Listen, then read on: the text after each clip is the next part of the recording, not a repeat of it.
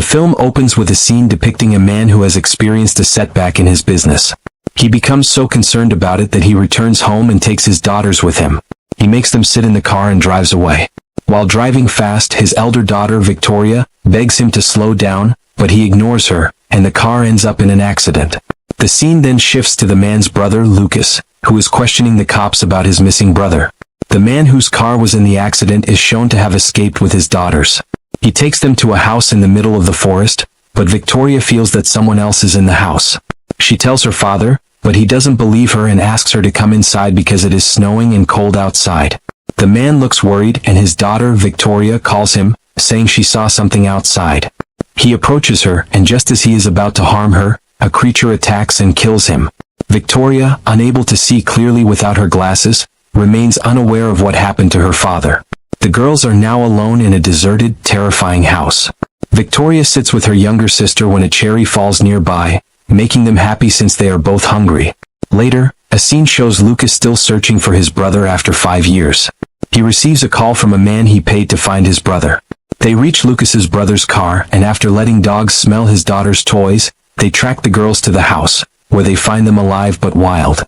The girls are taken to a hospital, and when Lucas arrives with his friend, the doctor informs him that their condition is critical.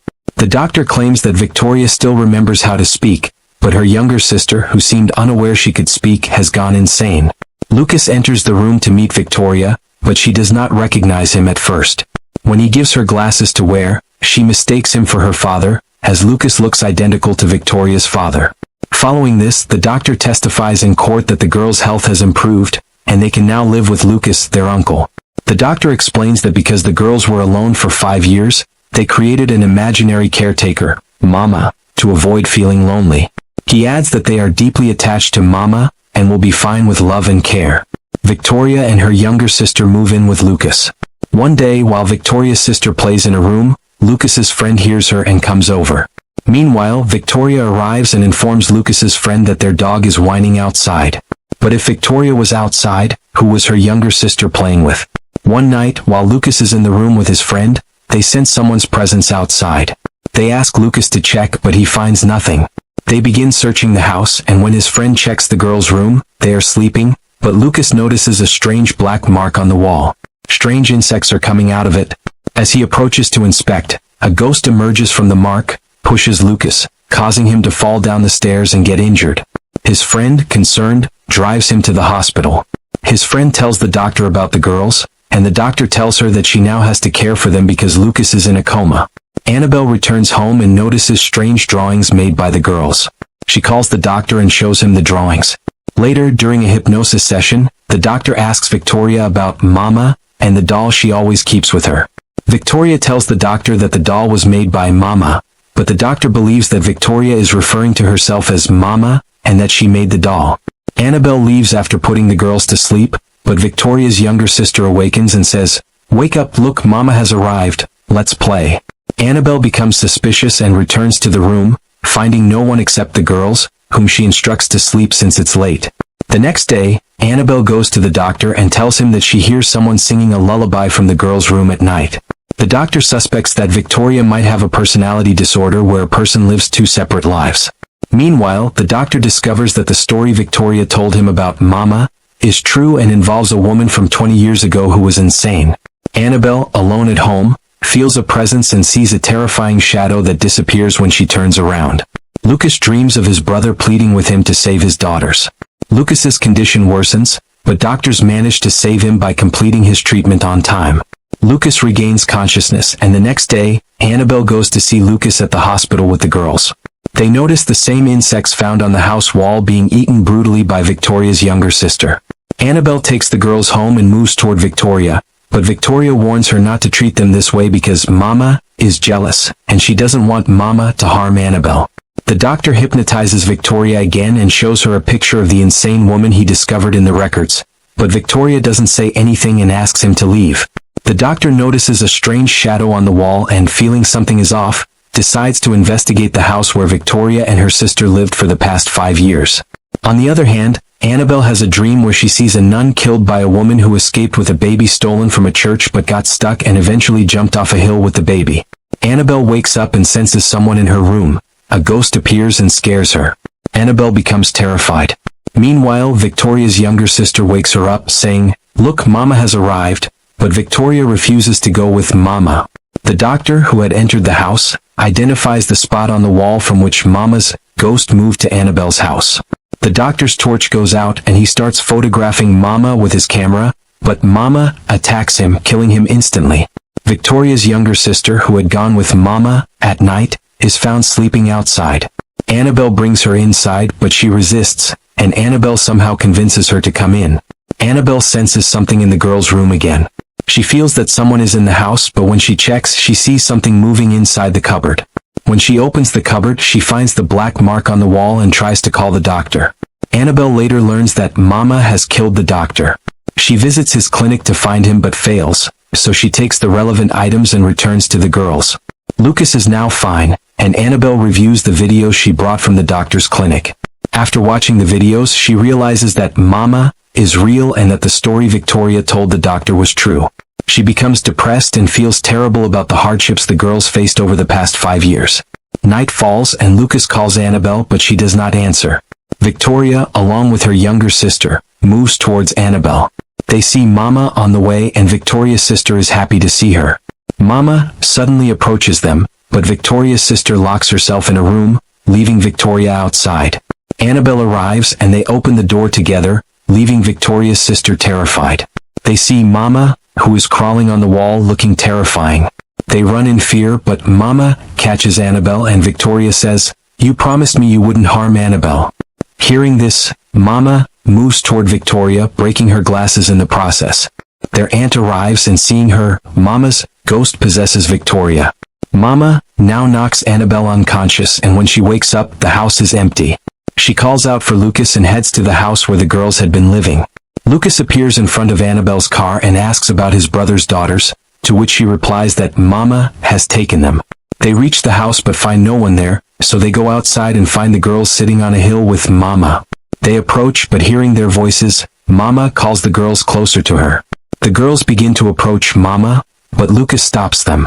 Mama attacks Lucas and is about to kill him when she sees Annabelle holding a small baby. Mama becomes sad and takes the baby from Annabelle, but when she removes the cloth, there is no baby, only a skull. Seeing this, Mama becomes distraught and begins to cry.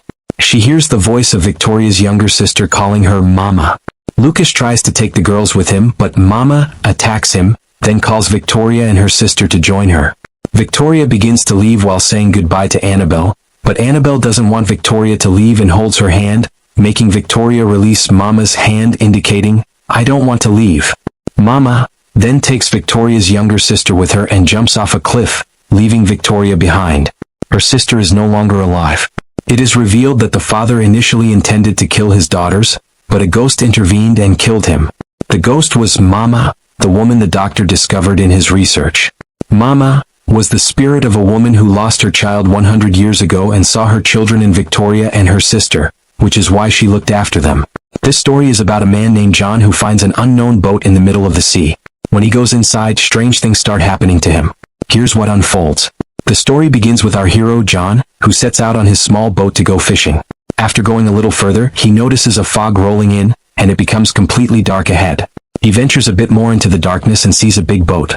He approaches it and tries to call out for its owner. Maybe someone is stuck here, but he hears nothing, suggesting the boat is deserted. He ties his small boat to the larger one and climbs aboard. Inside, everything seems normal, and the food is still fresh, indicating that the boat hasn't been abandoned for long. John tries to start the engine, but it doesn't work. He looks around, thinking the owner might be nearby, but there's no sign of anyone. John sends a message over the radio in the control room, "An abandoned boat is here. If anyone can hear me, please respond." But there's no reply. After this, he returns to the deck and realizes his small boat is missing. He thinks, how could it disappear? I tied it up securely. This thought overwhelms him.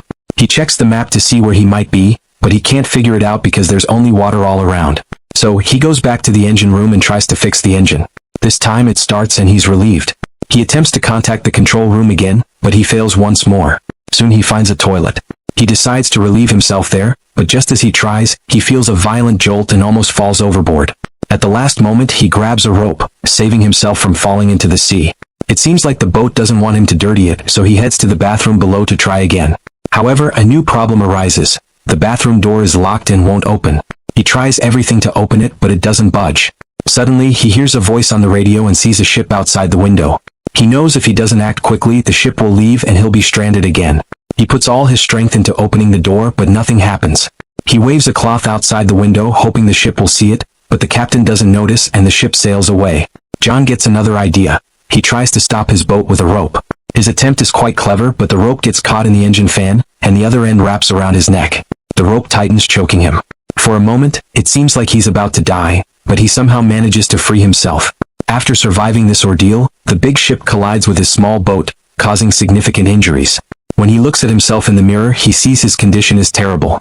It seems he made a big mistake by coming aboard this boat. He tries to use more strength to open the gate, but it feels like someone is holding it shut. The door still won't open. Meanwhile, John is getting hungrier and thirstier. He tries to drink some water, but it runs out. He notices a hole in the boat where water is starting to seep in. He starts drinking this water out of desperation, but he's worried about everything going wrong. He feels like there's someone else on the boat. John cries out to this unseen presence, begging, "Please let me go. I don't want anything." But the door remains shut, and he notices the boat is moving on its own. Night falls, but John remains trapped. A strong storm approaches, rocking the boat violently. Water begins to flood the area where John is stuck, and he's at a loss for what to do.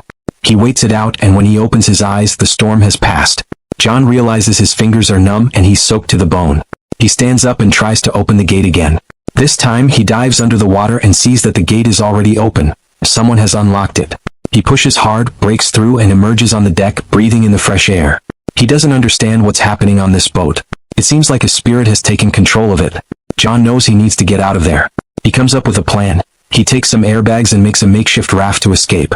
But when he sits on the raft, the big boat suddenly stops. It's as if the boat doesn't want John to leave. He waits for hours, but the boat doesn't move. Realizing he must get off this boat, John returns to the big boat and starts fixing it, patching up holes and painting over damaged areas to stop the leaks. After doing everything he can, he tries the radio again, hoping someone will hear him. But there's no response. Exhausted, he sits on the deck and checks the map, still lost. Then he spots a ship approaching and jumps into the water with his raft. But ironically, the boat that wouldn't move before now starts chasing him. He paddles furiously, but the boat is faster. Just before it crashes into him, he jumps into the water and saves himself.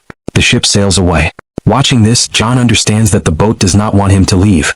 He spends the entire time in the water, cold and desperate, but a shark appears and the cold is unbearable. Forced by circumstances, he returns to the boat, shivering with cold, and sleeps under a blanket. When he wakes up, the boat is moving again, but he has no idea where it's headed. He tries to go up to the deck, but the main gate is locked once more. Frustrated, he sees a way up through the bathroom, but just as he tries to escape, the entryway closes, trapping him again. The boat suddenly speeds up, tossing him around and causing him to hurt his head and hands. Eventually, the boat slows down and the gate opens. He steps out and finds the boat has stopped near a city. John rushes to the shore, picks up an iron rod, thinking someone has driven the boat there and kidnapped him. But after searching for a long time, he finds no one.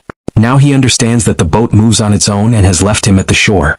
Realizing some unseen power is controlling the boat, he watches as it sails away, searching for its next prey. John climbs to a high point to look over the sea. He tries to get away but returns to find his own boat, which had disappeared, now mysteriously back at the shore. How did his boat come back? And what was going on with this haunted boat? The story ends with these unanswered questions, leaving the mystery unsolved.